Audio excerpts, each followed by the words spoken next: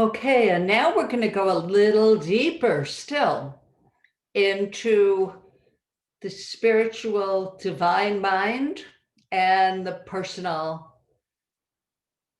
conceptual ego mind, personal thinking versus wisdom. I really like this little passage on page 94. Treat your mind like your home. Keep it clean and healthy. Do not harm anyone. Look for the positive side of life. Keep your heart filled with aloha, and you won't go far astray. And that leads perfectly into page 106.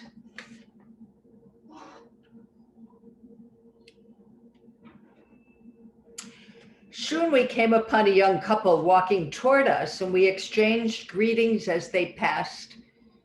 The tenderness they exhibited toward one another shot a pang of jealousy through me. This, of course, is Richard. He had lost his wife. I felt a tightness in my chest as thoughts of my own dear wife raced through my mind. Why did she have to die so young? We had loved each other so much. I would have given anything to have her with me at that moment, to share in these new experiences with me. And then I was lost in such thoughts for too long a time when I became aware of the sounds of cascading water, faint at first, then louder, as we continued our descent along the trail. I just think that's such a beautiful example of how the mind shifts and changes, like shifting sand. Even when we think we're stuck on a negative thought for too long, before we know it, something else comes into our consciousness. So that's why knowing this takes the sting out of the difficult moments, because we know that they're not going to last forever. Okay, that leads us right into page 109, where Mama Lila is describing her own loss of her husband. Then one evening, I was watching the sunset when instead of the feeling of sadness, my heart filled with indescribable aloha and gratefulness at the thought of having shared 45 years of my life with such a beautiful, loving person. My thoughts had turned to ones of gratitude instead of loss,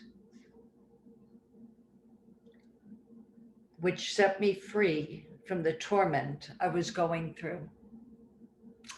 Now, Sid talked about gratitude being penicillin for the soul. It just alleviates so much pain and suffering. Life happens, things happen that we don't plan for, we don't ask for, we don't certainly don't want, and somehow we live through them. Do they make us stronger? I don't know. That's kind of a old wives' tale, quirky kind of saying. I think they are reminders for unlimited strength that we already tap into.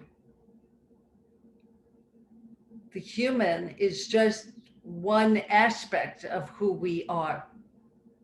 We're physical, in form, and we're also formless energy. And that's what we can depend upon.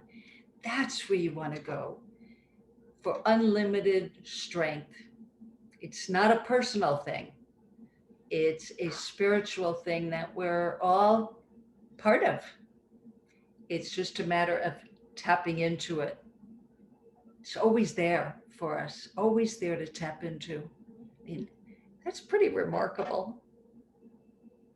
Love to hear your comments, how this sits with you.